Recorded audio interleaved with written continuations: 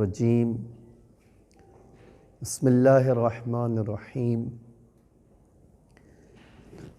الحمد للہ الذی لا یبلغ مدحتہ القائلون ولا یحصی نعماءہ العادون ولا یودی حقہ المجتہدون الذی لیس لصفتہ حد محدود ولا نعت موجود ولا اجل ممدود فطر الخلائق بقدرتہ ونشر الریاح برحمتہ ووتدا بالصخور میدان ارضہ ثم الصلاة والسلام والتحیۃ والاکرام علی بشیر النذیر والسراج المنیر حبیب الہ العالمین ابی القاسم المصطفیٰ محمد اللہم صلی علی محمد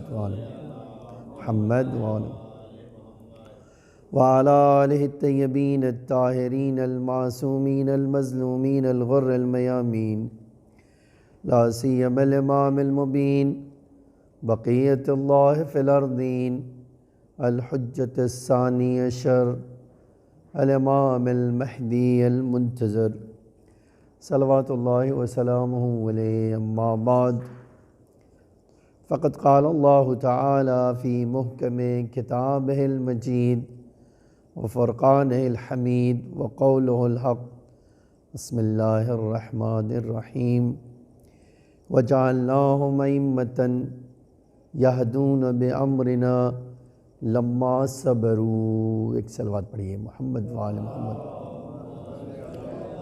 محمد وآل محمد وآل. آپ حضرات یہ جو ہے نا بہت دور ہے مجھ سے، تو تھوڑا قریب آئیے. ایک اور صلوات پڑھیے محمد وآل محمد.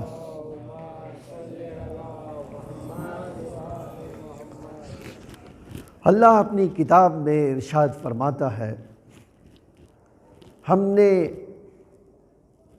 وَجَعَلْنَاهُمْ أَئِمَّةً، ہم نے امام بنایا، ہم نے تمہارا لیڈر بنایا، ہم نے تمہارا رہبر بنایا، ہم نے تمہاری ہدایت کا انتظام کیا.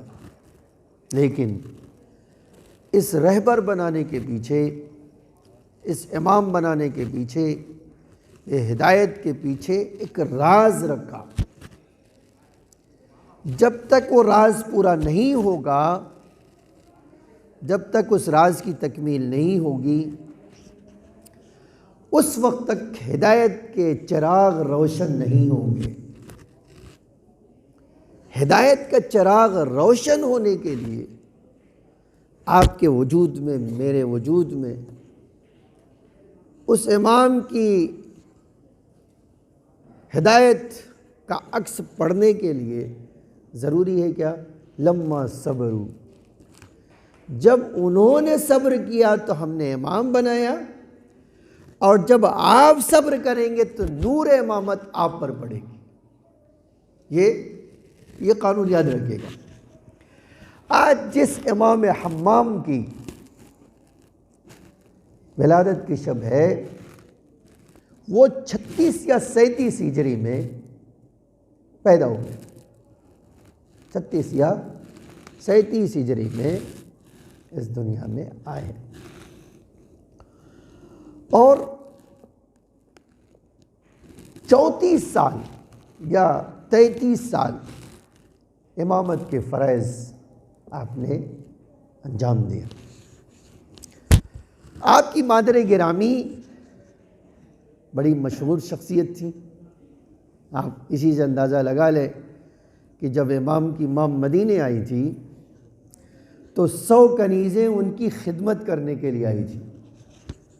آپ دیکھو اس شہزادی کا کردار کتنا بلند تھا کہ جب مسلمان فوجیوں نے ایران پر حملہ کیا اور وہاں کی حکومت کو تہس نہس کر دیا، اور یہ بات آئی کہ یہ شہزادیاں قید ہو جائیں گی، تو ایک شہزادی خود جب قید ہونے کے لیے آئی تو اس کی 100 کنیزوں نے کہا آپ تنہا قید نہیں ہوں گی، ہم خود بھی اپنے آپ کو قید میں ڈال دیں گے.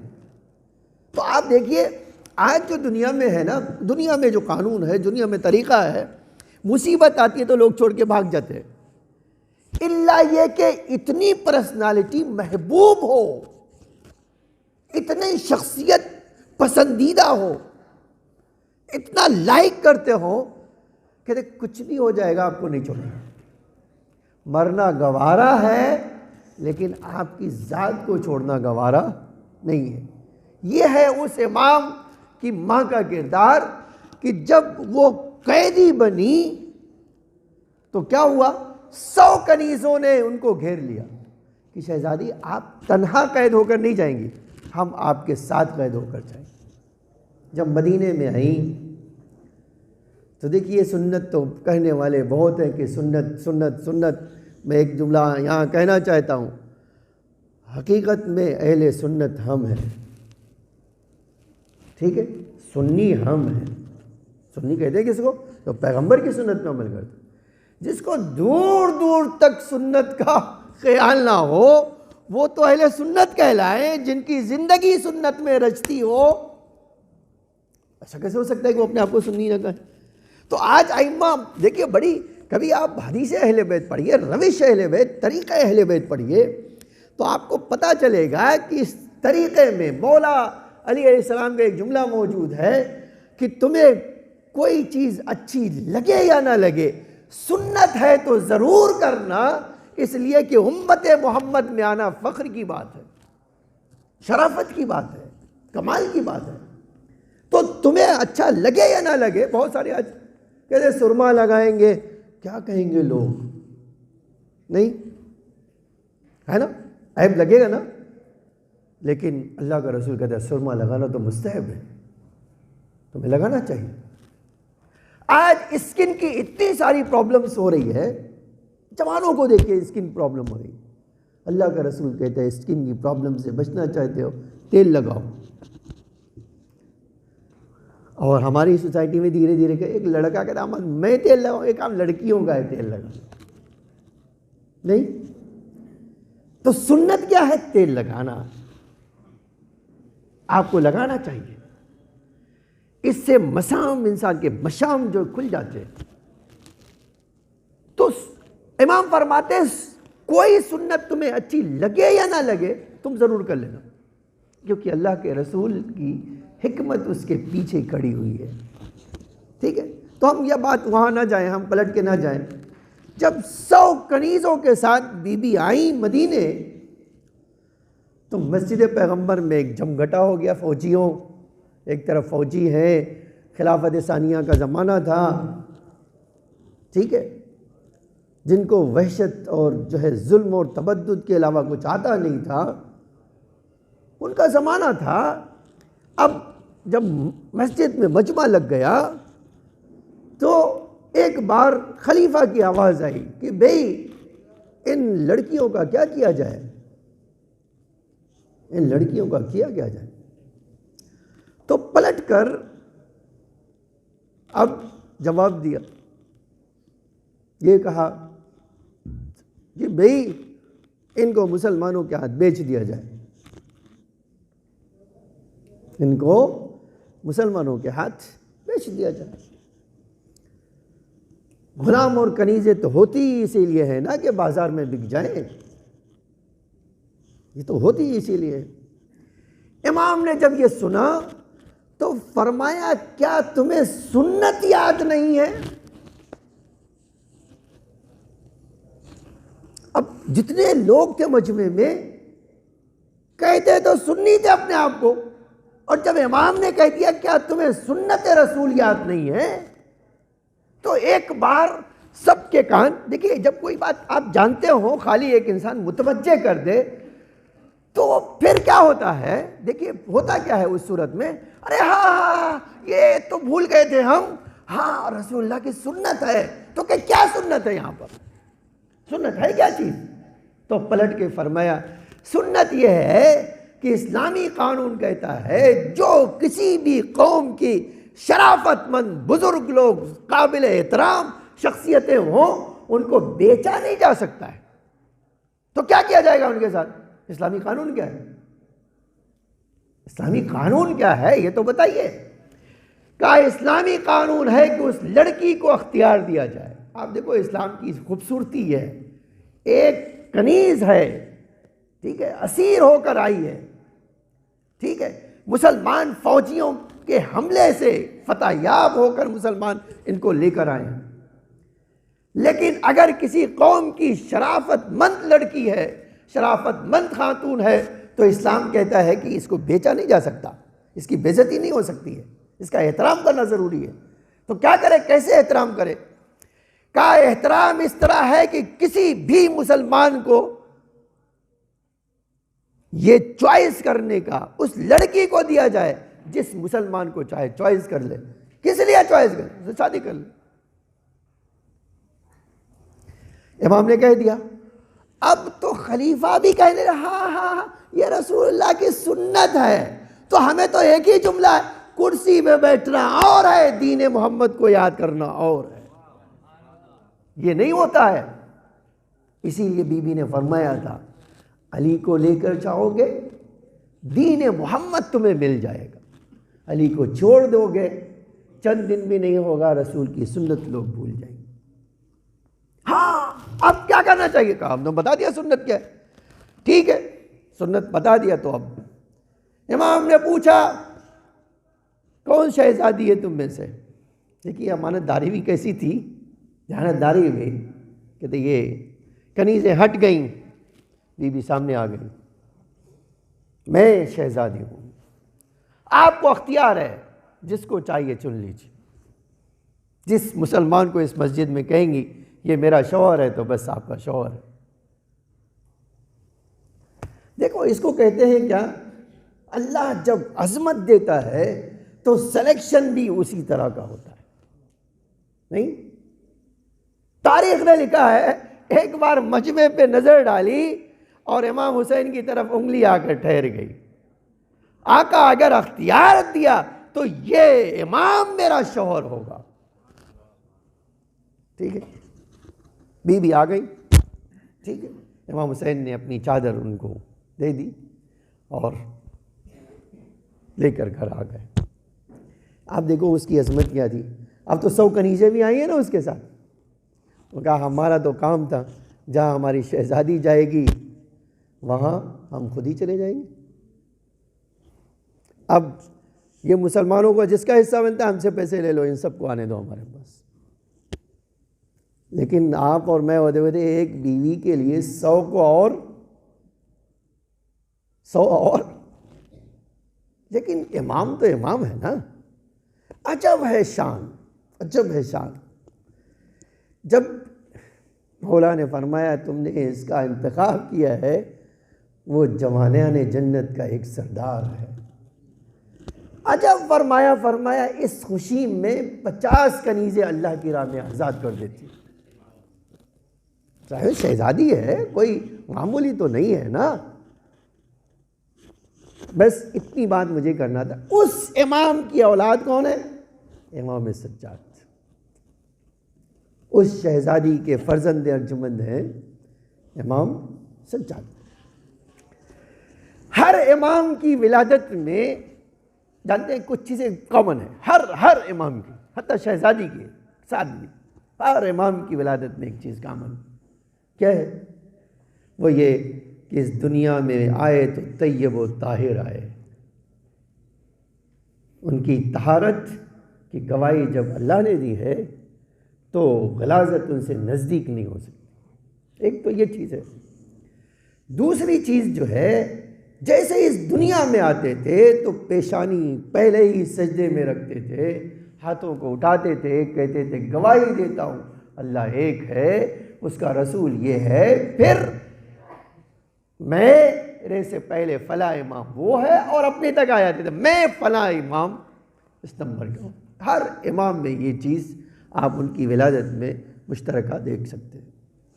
پھر ایک چیز جو اور اماموں کی شان تھی کہ معمولی بچوں کی طرح نہیں ہوتے تھے.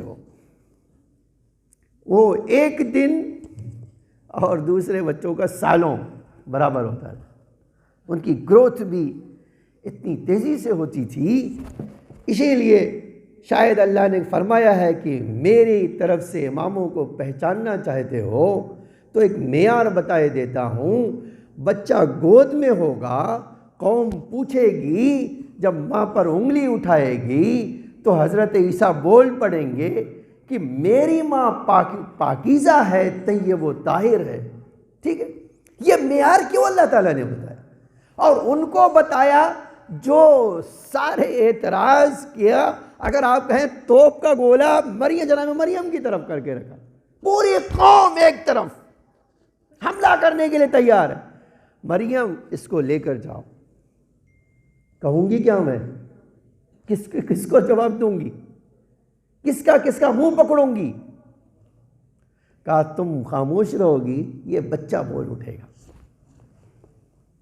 قرآن نے کہا جب آیا تو قرآن نے پوچھا کیف نکلم من کان فی المہد صبیا، ہم کیسے بات کریں اس بچے سے جو گہوارے میں ابھی ہے، اس سے کیسے بات کریں؟ اس سے تو اللہ نے بتا دیا کہ ایک مسلمان کو اتنا تو شعور ہونا چاہیے کہ تمہارے اندر طاقت نہیں ہے بچے سے بات کرنے کی، لیکن جو ہادی اور رہبر ہوتا ہے وہ چاہے ابھی اس دنیا میں آیا ہو، اس کی حجت اتنی مکمل ہوتی ہے کہ وہ بولنا چاہے تو ساری دنیا کو اپنی بات سے ہرا سکتا ہے. یہ ہے اس امام کی ہمارے اماموں کی شان بھی بالکل اس طرح کی تھی. جب کسی نے کچھ پوچھا اسی وقت جواب مل گیا. یہ اماموں کی شان تھی. اب یہاں سے میں اپنی تقریر کو ایک دوسرے رخ پہ لے جانا چاہتا ہوں.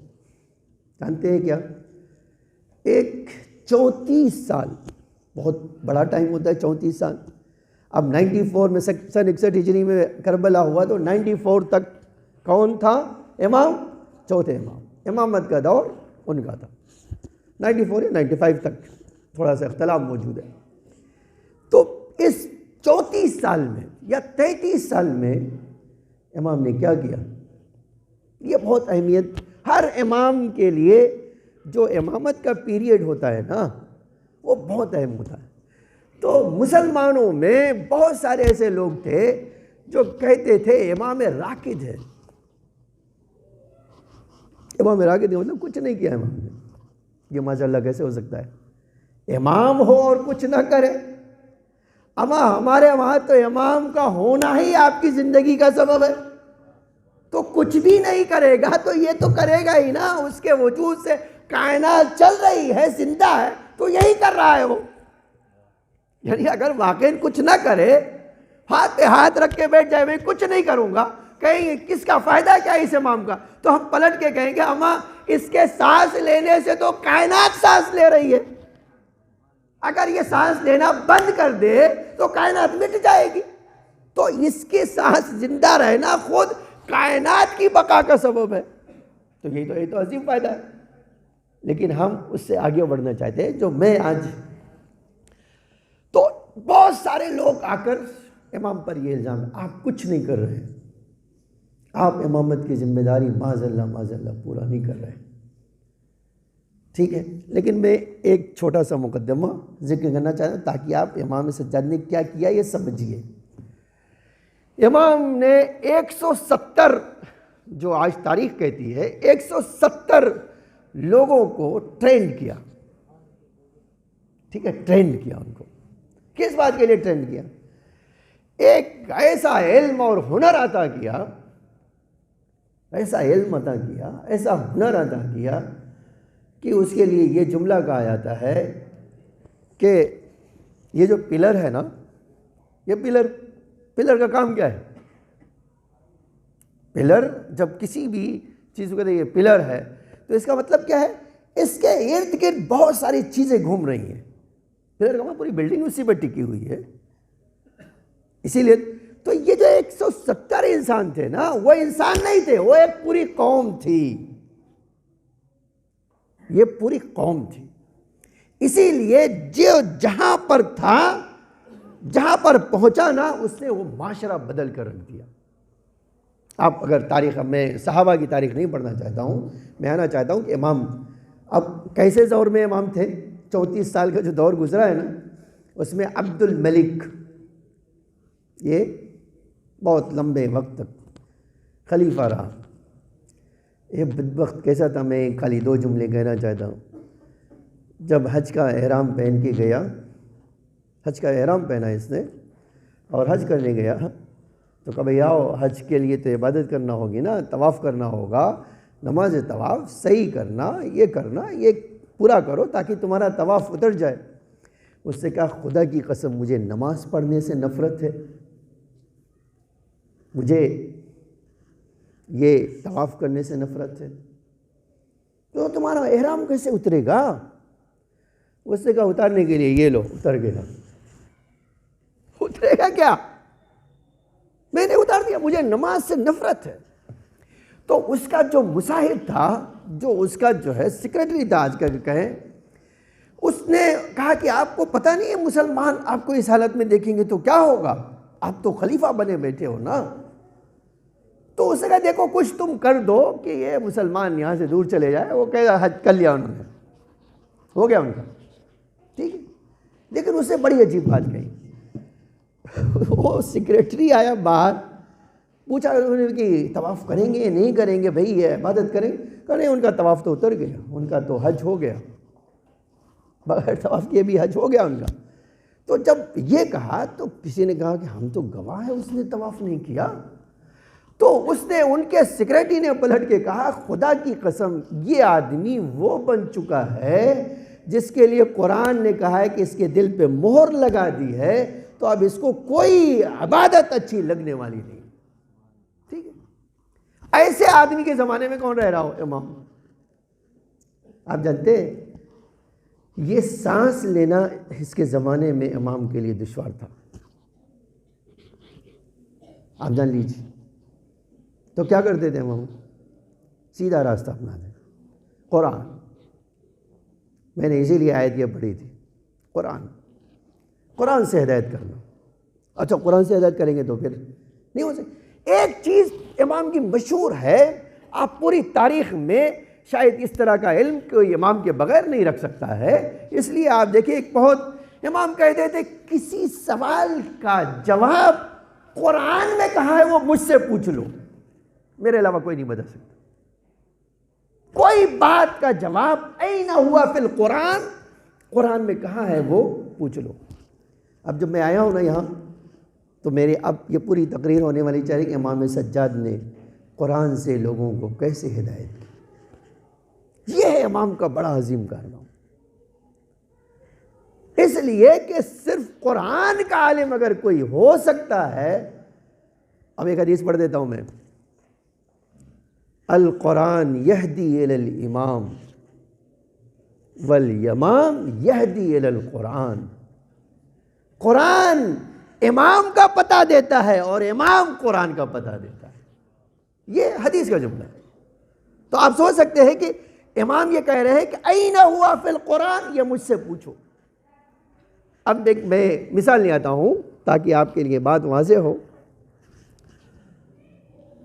آپ مومن ہیں، دیکھیے میں نہیں کہہ رہا ہوں کہ آپ نہیں ہیں، میں پوچھ رہا ہوں خالی. آپ مومن؟ وعلیکم السلام. ہے نا مومن؟ اما کم سے کم یہ تو بول دیجئے آپ کو اپنے اوپر یقین نہیں ہے نا؟ ٹھیک ہے، میں بس اتنے ہی، مجھے آگے کوئی بات نہیں کرنا تھا. تو جب ہم کہتے ہیں ہم مومن ہیں، اور ہمارے سے زیادہ تو کوئی نہیں احساس کر سکتا نا. دیکھیے آپ کسی سے تو جھوٹ بول سکتے ہیں، اپنی ذات سے تھوڑی جھوٹ بول سکتے ہیں. آپ مومن ہیں یا نہیں ہیں، آپ کہہ رہے ہیں تو یہ آپ ہی سب سے بڑی گواہی دے سکتے ہیں، کوئی دوسرا نہیں دے سکتا ہے. دوسرا تو کہہ سکتا ہے کہ ہاں بھائی آپ کہہ رہے ہیں تو میں مان لیتا ہوں. ہاں اگر امام کہہ دے تم لاکھ کہو مومن ہو لیکن مومن نہیں ہو تو یہ ہو سکتا ہے. کیوں؟ اس لیے کہ امام تو آپ کا دل پڑھ رہا ہے، آپ کی حقیقت کو جانتا ہے، اس سے تھوڑی کہ کوئی چھپا سکتے ہیں آپ، ہے نا؟ تو جب کسی نے امام سے کہا کہ میں مومن ہوں تو فرمایا کہ اگر تم مومن ہو تو ایک بات تمہارے اندر پائی جاتی ہے یا نہیں وہ مجھے بتا دو. اب سنیے امام کیا کہیں. کہا دیکھو لیس لک ان تقعد بما شئت، اگر تم مومن ہو تو تم کسی کے ساتھ بیٹھ نہیں سکتے ہو. آپ ذرا دیکھیے یہ جملہ امام کا, لیس لک ان تقعد بما شئت. اگر تم مومن ہو تو ہر آدمی کے ساتھ نہیں بیٹھ سکتے ہو. اب کسی نے پوچھا مولا یہ قرآن میں کہاں ہے؟ آج ہے نا اس طرح کی چیزیں, جب کسی جوان سے کہیے کہ بھئی یہ کرنا ہے, قرآن میں کہاں ہے وہ دکھا دیجئے. اب امام آپ دیکھیے جب یہ کہہ رہا ہے کہ تمہیں یہ حق نہیں ہے ایمان لانے کے بعد کہ تم کسی کے ساتھ بیٹھ سکو, تو پلٹ کے کیا کہا؟ امام نے کہا نا مجھ سے پوچھو قرآن میں کہاں ہے نا.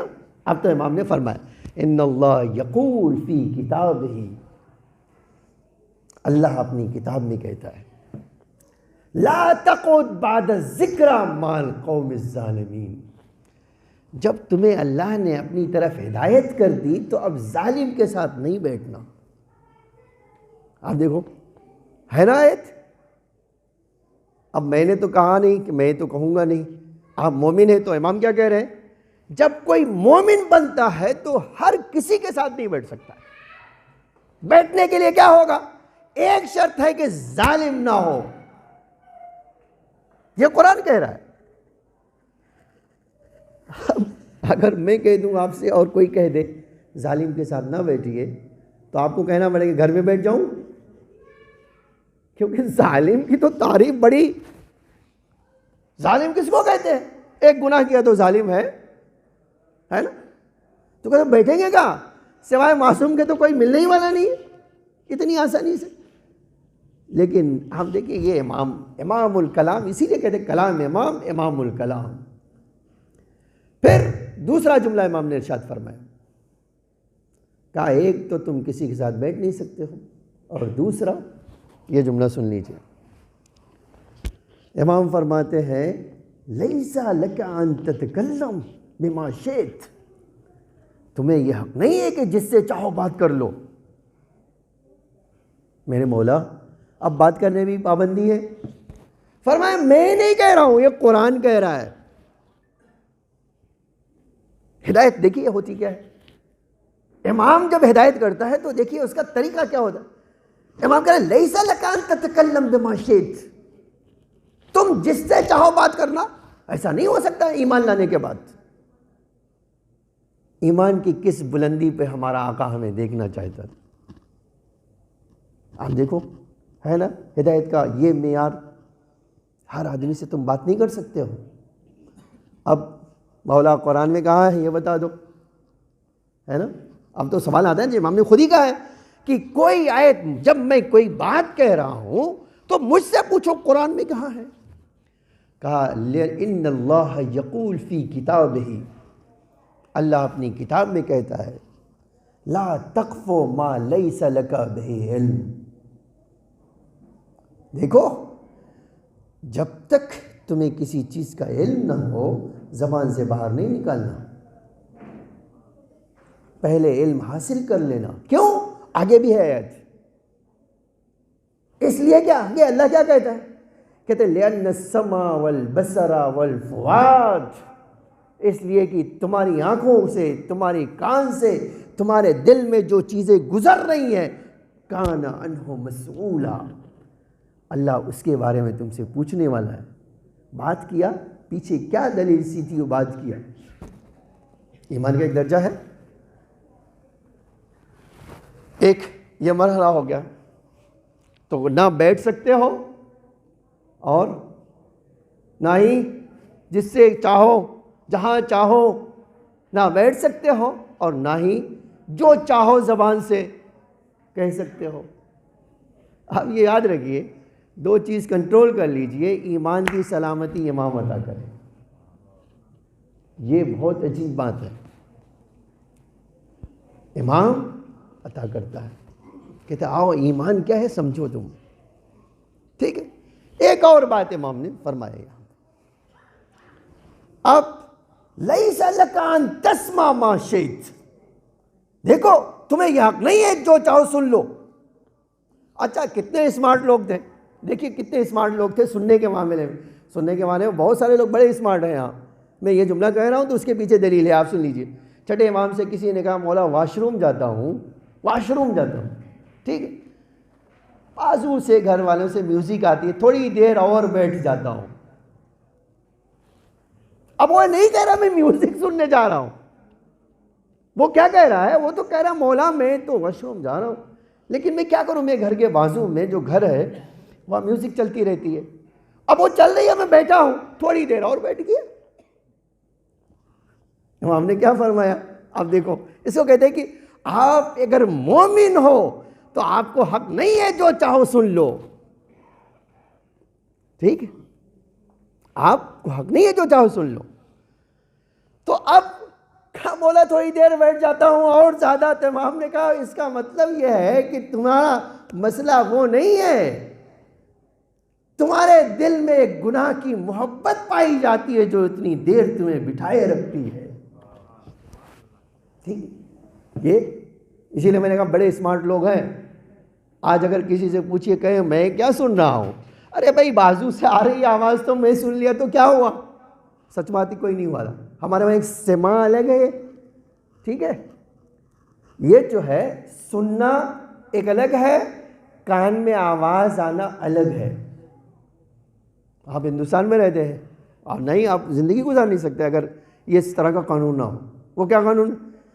سننا حرام ہے، کان میں آواز آ رہی ہے وہ حرام نہیں ہے. لیکن اسی کی طرح اسمارٹ ہو، کہتے آ رہی تھی تو تھوڑی دیر تو بیٹھا، وہ نہیں چل سکتا. یہ جو ہے وہ نہیں کام ہو سکتا. تو امام نے جب یہ کہا لیس لک ان تسمع ما شئت، جو چاہو نہیں سن سکتے ہو. اب تو اور بھی سوال تھا، قرآن میں کہاں ہے؟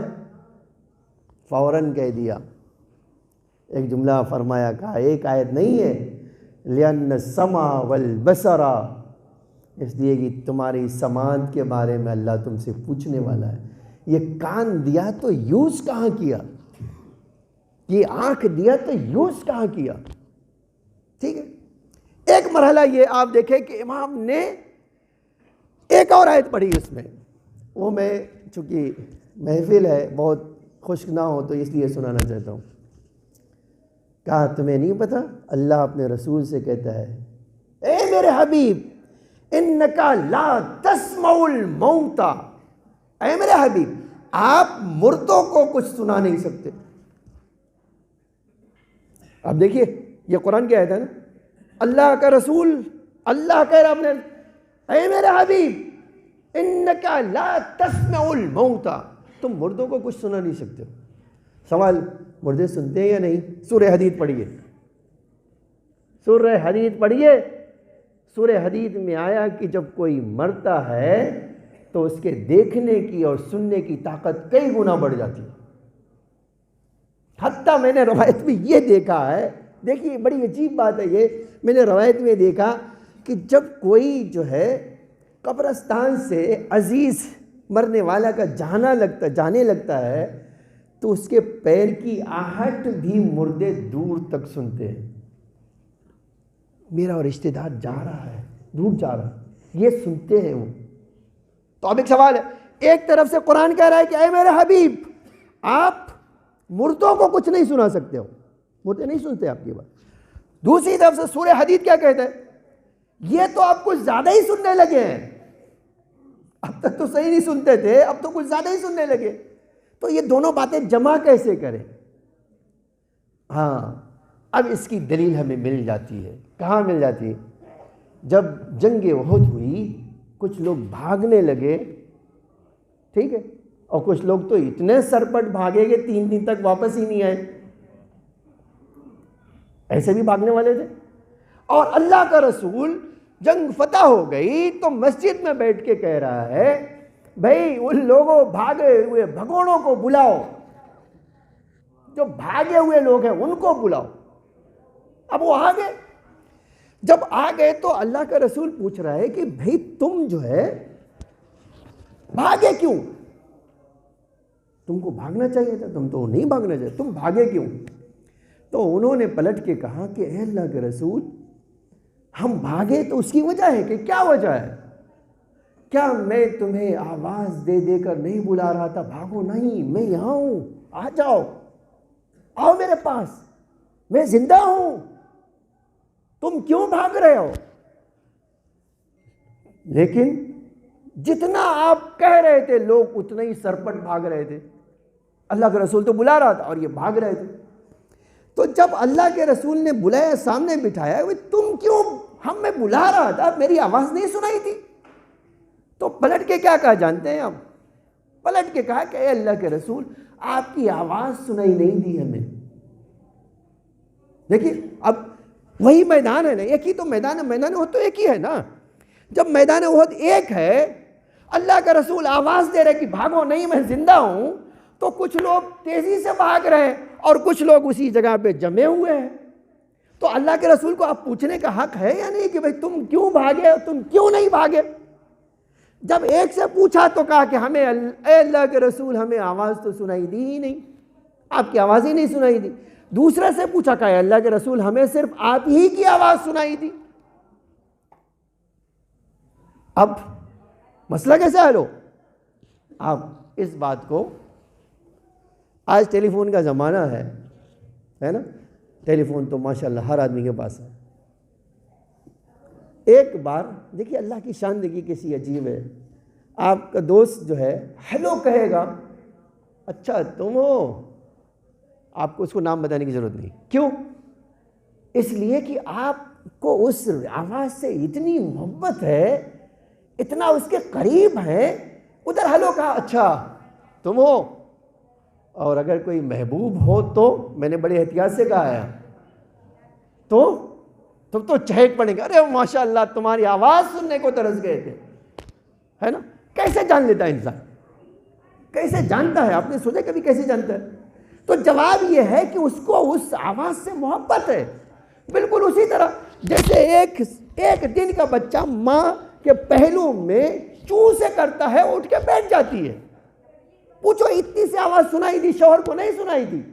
تو جواب میں کہنا پڑے گا اس ماں نے 9 مہینے پیٹ میں رکھا ہے، اس کو اتنی اس سے انسیت ہے کہ چوں کرے گی تو اٹھ جائے گی، ہے نا.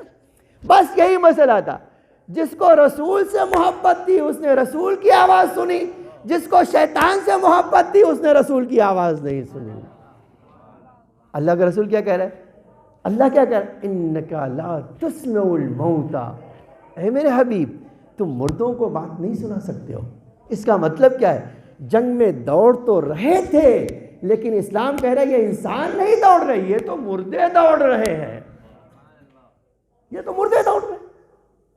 ایک مرحلہ امام سجاد نے یہ ہمیں بتایا کہ نہ تم بیٹھ سکتے ہو، اگر مومن ہو تو بیٹھ نہیں سکتے ہو کسی کے ساتھ بھی چاہو. آج یہ افسوس سے کہنا پڑتا ہے، ایک بار ضرور چیک کریں کس کے ساتھ بیٹھ رہے ہیں، اس لیے کہ جس کے ساتھ بیٹھتے ہیں نا وہ بہت کچھ بدل دیتا ہے. آج آپ دیکھ سکتے ہیں. تو پھر کس سے بات کر رہے ہو؟ ہمارے وہاں ایک جملہ کہا جاتا تھا، کہتے ہیں ایک محاورہ بھی ہے کہ عشق مشک چھپائے نہیں چھپتا ہے نا. محاورہ سنا ہے یعنی آپ نے کہ عشق اور مشک چھپائے چھپتا نہیں. وہ کیا مطلب؟ کہ جب آپ خوشبو رہے گی تو دور سے بول دے گی، آپ جتنا بھی چھپائیں گے خوشبو تو بول ہی دے گی. کہتے ہیں اسی طرح عشق بھی بول دے گا. مجھے کیسے بول دے گا؟ کہتے ہیں آپ غور سے دیکھو گے تو جس کی محبت کا نشہ ہوگا اس کی چال میں بھی اثر دکھائی دے گا. ٹھیک ہے. امام یوں ہی نہیں کہہ رہے کسی کے ساتھ بیٹھنا ہو تو نہیں بیٹھ سکتے ہو. ایک بار تمہیں چیک کرنا ہوگا. کسی کے ساتھ بات کرنا چاہتے ہو تو تمہیں ایسا نہیں ہوگا، ایک بار بات کرو دیکھو کیسے یہ بات کرتا ہے تو تمہیں حق ہوگا بیٹھنے. اسی طرح ہر بات نہیں سن سکتے ہو. شیطان یوں ہی نہیں کسی کے کان میں آ کر پھونک دیتا ہے. اس کے لیے تو اب ایک آیت سن لیجئے. بہت سارے لوگ امام کو مشورہ دینے والے تھے اس زمانے میں. امام چہارم کے زمانے میں بہت سارے لوگ مشورہ دے رہے تھے. میں نے ایک جگہ عباد مصری مکے میں امام سے ملاقات کرتے. کہاں؟ مکے میں. اب ملاقات ہو گئی، کہا فرزند رسول سلام علیکم. وعلیکم السلام. بولا ایک آیت پڑھنا چاہتا ہوں. پڑھو. اب دیکھو اماموں کا دل کتنا بڑا تھا. وہ کہہ سکتے تھے کہ اماں تم ہمیں قرآن پڑھ کے سناؤ گے جس کی الف سے یہ تک ہم جانتے ہیں، ہے نا. لیکن کہا اچھا کہو کیا کرنا چاہتے ہو؟ اس نے سورہ توبہ کی 111 نمبر کی آیت پڑھی، ان اللہ اشترى من المؤمنین انفسهم واموالهم بان لهم الجنہ۔ میرے آقا آپ گھر میں بیٹھ گئے ہو، سورہ توبہ میں اللہ کہہ رہا ہے آؤ میدان جنگ میں اپنی جان اور مال سے اللہ کی راہ میں لڑو، اللہ آپ کو جنت عطا کرے گا۔ یہ نہیں یہاں سے سردار جنت کے بیٹے سے بات کر رہا ہے۔ دیکھو ایک طرف یہ ہے، عباد مصری وہ آیت پڑھ کے امام کو سنا رہا ہے کہ آپ جانتے ہیں جہاد کی فضیلت کیا ہے، جہاد میں یہ کیا ہے، اللہ نے اس آیت میں کیا کہا ہے۔ امام نے فرمایا تم نے ایک آیت پڑھی، 12ویں آیت بھی پڑھ لو۔ کیا مطلب 12ویں آیت کا ایک بار پڑھو؟ تو ہمیں ایک آیت پڑھنے بتائے تھے، ہم کہہ رہے 12ویں آیت بھی پڑھ لو۔ اب جب پڑھنا، التائبون حامدون سائحون عامرون بالمعروف والناہون عن المنکر بشر المومنین۔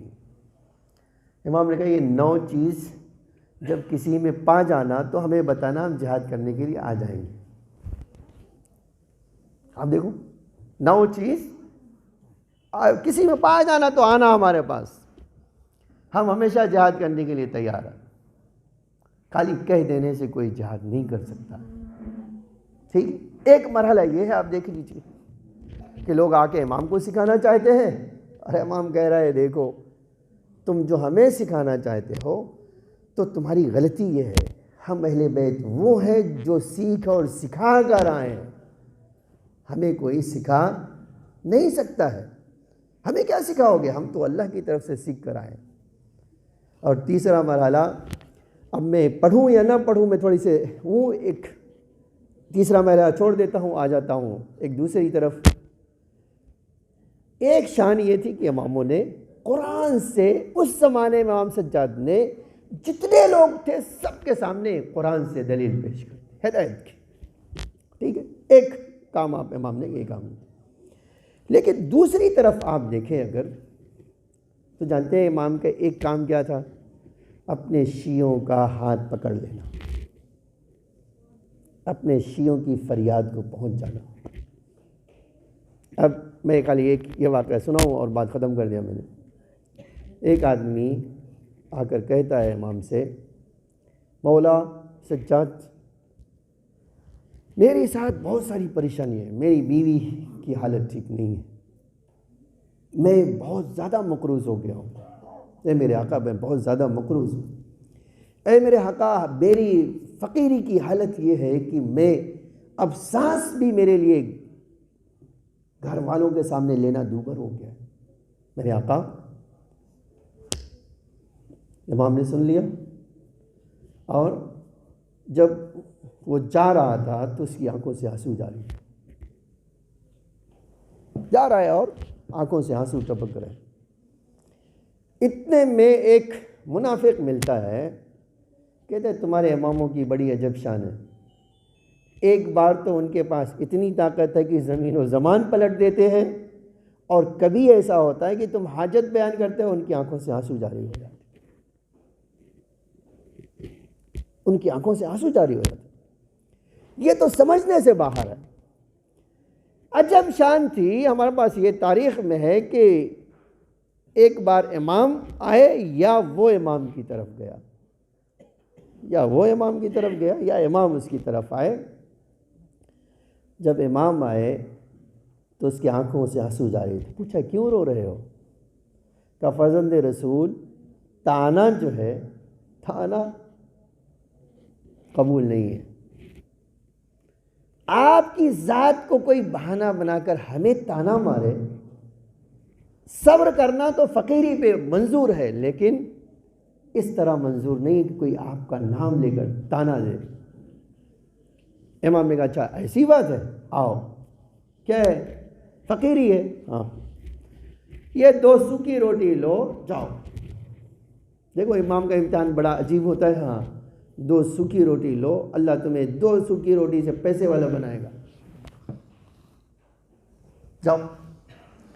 اب اس نے جو ہے فوراً ابا پہلا ہی روٹی لیا اور باہر نکلا تو توڑ رہا ہے تو ٹوٹی نہیں رہی ہے۔ یہ ہاتھ سے توڑنے کی جتنی کوشش کرتا ہے بولا جب میں یہ روٹی توڑ نہیں سکتا تو میرے بچے کھائیں گے کیسے؟ میں روٹی کھاؤں گا کیسے؟ کیا کرتا ہے، بازار سے گزر ہوتا ہے، دیکھا ایک مچھلی بیچنے والا ہے، اس نے تو ساری مچھلی کو پیسے سمیٹ لیا، ایک مچھلی ہے وہی تازی مچھلی چاہیے تو لے لو۔ یہ گیا دیکھا وہ تازی تو نہیں ہے لیکن وہ تازی کہہ رہا ہے۔ اس نے کہا میرے پاس یہ سوکھی روٹی ہے، مچھلی دے سکتے ہو؟ بولا لاؤ، مجھے آخری روٹی مچھلی تمہیں دے دیتا ہوں، جلدی میں ہوں۔ لے لیا اور روٹی لے لیا اور مچھلی لے کے آ گئے۔ تھوڑی دور گیا دیکھا ایک نمک مٹی میں ملا ہوا، وہ جو بیچنے والا تھا نمک الگ کر رہا ہے مٹی سے۔ اس نے سوچا میں کیا کروں گا کہ یہ تمہارا مٹی والا نمک میں لے لیتا ہوں، یہ روٹی تم لے لو، معاملہ کرو گے؟ ہاں بالکل، لاؤ مجھے دے دو۔ اس نے روٹی لیا، بولا نمک ڈھونڈ لینا اس مٹی میں، چلا گیا وہ۔ اس سے مچھلی لیا اور وہ نمک لیا، گھر آ گیا کہ بھئی ہمارے بچوں کا آج۔ لیکن یہ سوچ تو رہا ہے نا، مولا نے کہا ہے کہ یہ روٹی تمہیں اتنی برکت دے گی کہ پھر تم کسی کے محتاج نہیں رہو گے۔ جاؤ، گھر میں آیا، دق الباب کیا، کیا لائے ہو؟ بیوی کو تو حق بھی ہے نا پوچھنے کا، کیا لائے ہو؟ اب ایک الگ بات ہے کہ ہماری زہرا شہزادی کی طرح تو کوئی غیرت مند نہیں ہے جس نے ایک جملہ کہہ دیا۔ علی علیہ السلام نے پوچھا میں بہت بھوکا ہوں، کچھ ہے؟ بیوی تھر تھر کانپ رہی تھی، جواب دینے کے کہا اے علی ہمارے گھر میں 3 دن سے کچھ نہیں ہے۔ کہا شہزادی ایک بار مجھ سے کہا تو ہوتا۔ پلٹ کے فرمایا میرے باپ نے کہا یہ ہے ایمان، طاقت ایمان۔ جب ہم رو رہے تھے، کیا لائے ہو؟ مچھلی۔ اس سے ہمارا کام چلے گا، ہمارا کام چلے گا، قرض داروں کا کام نہیں چلے گا۔ کہا قرض دار باہر کھڑے رہتے ہیں، آپ کیا کرو گے؟ کہا ابھی تو کام چلاؤ، میں دیکھتا ہوں۔ بوس مومنہ نے لے لیا مچھلی، نمک مچھلی بھون کے دے دیا۔ بعض کہتے ہیں مچھلی کاٹنے گئی، بعض میں نے خود جو دیکھا تاریخ میں یہ ہے کہ نہیں کھانا، اس نے بھون کر مچھلی روسٹ کر کے مچھلی لا کے رکھ دیا سامنے، کہا خود بھی کھا لیجئے، بچوں کو بھی کھلائیے، ہمیں بھی کھلائیے۔ ادھر اس بچے یا باپ نے مچھلی توڑا اور 2 موتیاں اس میں، ایسی موتی جس نے اس کی آنکھوں کو خیرہ کر دیا۔ اب مچھلی کھانا بھول گیا۔ دیکھیے انسان کی عجیب چیز ہوتی نہیں، بھوک اب یاد نہیں رہی۔ وہ دونوں موتی اٹھایا اور بازار کی طرف، ابھی بازار کی طرف جا رہا تھا کہ دیکھا امام کا خادم کھڑا ہوا ہے، وہ روٹیاں ہمیں لاؤ۔ کہا ارے مولا ابھی تھوڑی دیر پہلے تو دونوں دے گئے ہیں۔ بولے ہمیں یہ تمہاری روٹی تو ہم سے کھائی نہیں جاتی، چلو مچھلی حلال، یہ روٹی بھی لے لو۔ تو کہا وہ ہماری روٹی ہے، وہ ہم ہی کھا سکتے ہیں، تم نہیں کھا سکتے، لاؤ واپس دے دو، ہمیں پتہ ہے اب تمہاری برکت۔ کہتے یہ آدمی موتی لیا اور اس تانا مارنے والے کے پاس گیا، کہ تم نے ہمیں تانا دیا تھا نا کہ تمہارے امام عجب شان رکھتے ہیں، کبھی باتیں کرتے تو زمین اور آسمان ایک، اور کبھی تمہارے قرضہ دینے کی طاقت نہیں ہوتی۔ کہا آؤ میں تمہیں بتائیں آیا ہوں، سید سجاد ایک سوکھی روٹی دے دے تو انسان کی قسمت بدل جاتی ہے، تم امامت کو سمجھتے کیا ہو؟ میں ایک جملہ کہہ کے بعد مجلس ختم کر لینا تھا۔ امامت سے جڑنا ضروری ہے۔ آج جو ہماری پریشانی ہے نا، ہم امام سے جڑے نہیں ہیں، ہم زبان سے جڑے ہوئے، ہمارا وجود امام سے نہیں جڑا ہوا۔ آج یقین جان لیں ہمیں ضرورت ہے اس زمانے میں اور ہمیشہ اس عہد و پیمان کو پورا کرنے کی جو اللہ نے ہم سے اس دنیا میں آنے سے پہلے لیا ہے۔ وہ کیا ہے؟ آپ اور میں وفادار رہیں گے کس کے؟ اہل بیت کے لیے۔ اور پریشانی یہ ہے کہ ہماری زندگی میں آج جو چیز آ رہی ہے نا، وہ یہی آ رہی ہے کہ ہم وعدہ تو کر کے آئے ہیں کہ مولا وفادار رہیں گے، لیکن وفاداری ہماری کب رہتی ہے؟ جب پریشانی آتی ہے۔ جس دن پریشانی آئی نا، اسی دن ہمیں اپنے امام سے وفاداری آ جاتی ہے۔ مولا پریشان ہوں، تو اس کا تو مطلب جانتے ہیں یہ کیا ہے؟ جب ہماری سچویشن یہ ہو جاتی کہ جب ہم پریشان ہوتے ہیں کہتے مولا تم ہو، تو اس کا مطلب تو یہی ہے نا کہ عہد و پیمان ہم نے امام سے نہیں کیا ہے، امام نے ہم سے کیا ہے۔ وہ کیا ہے عہد و پیمان؟ جب بھی تم مشکل میں آؤ گے ہمارے پاس کنجی ہے، تمہیں حل کر دیں گے، یہی تو ہے۔ لیکن امام یہ نہیں ہے، امام وہ ہوتا ہے جس کے لیے قربانی دینا ہے، جس سے قربانی مانگنا نہیں ہے، جس کے لیے قربانی دینا ہے۔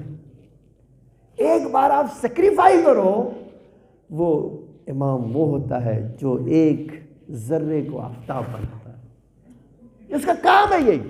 اب یقین جانو، یہ جو 170 صحابیوں کو ٹرین کیا امام نے، جانتے ہیں وہ کیسے تھے؟ وہ ذرہ تھے، آفتاب امام نے بنائے۔ یحییٰ ابن ام ظاہراً نام یہ تھا، ایک ایسا صحابی تھا جو مدینے کی مسجد میں کھڑا ہو کر بدترین انسانوں کے سامنے کہتا تھا جس امام کو ہم مانتے ہیں وہ ذرے کو آفتاب بناتا ہے، اور جس کے پیچھے تم چلتے ہو وہ سوائے ستم گر کے کچھ اور نہیں کر سکتا۔ یہ امام کی تعلیم انسان کو بدل دیتی۔ آج اگر ہم میں کوئی چینج نہیں آ رہا ہے تو ہم کہہ رہے ہیں کہ ہم مولا سے جڑے ہوئے ہیں، لیکن جڑنے کا مطلب ہوتا ہے کہ ہم بدل جائیں۔ عزیزان گرامی، اسی کے ساتھ دعا کرتا ہوں آپ کے لیے، اپنے لیے۔ امام سجاد کی ولادت کی شب ہے، اس امام عظیم جس نے بڑے مار کے سر کیے۔ اے اللہ، تجھے علی ابن الحسین کا واسطہ ہماری عیدی ہمارے امام کے ظہور کو قرار فرما۔ اے اللہ، زمین کو آقا کے ظہور کے لیے آمادہ فرما۔ اے اللہ، ہم حاجت مند ہیں، ہم فقیر ہیں، اللہ اپنی درگاہ سے ہمیں بے نیاز فرما۔ اے میرے معبود، ہمارے ڈھیر سارے گناہوں کو معاف فرما، ہمارے مختصر سے اعمال کو قبول فرما۔ مومنین جہاں بھی ہوں اے اللہ ان کی جان و مال، عزت آبرو کی حفاظت فرما۔ جو بیمار ہیں انہیں شفاء عاجل و کامل عطا فرما، جو اس دنیا سے گزر چکے ہیں ان کی مغفرت فرما، انہیں جوار ائمہ میں جگہ عطا فرما۔ اے اللہ، شیعان علی جہاں بھی ہوں ان پر اپنی رحمت و مغفرت نازل فرما، ان کو تمام بلاؤں سے محفوظ فرما، اسلام کے پرچم کو سر بلند فرما، کفر و نفاق کے پرچم کو سر نگوں فرما۔ اے اللہ، ہمیں نور آل محمد سے مزین فرما، اس دنیا میں محبت اہل بیت اور آخرت میں شفاعت اہل بیت نصیب فرما۔ ان اللہ ملائکتہ یصلون علی النبی یا ایھا الذین آمنوا صلوا علیہ وسلموا تسلیما۔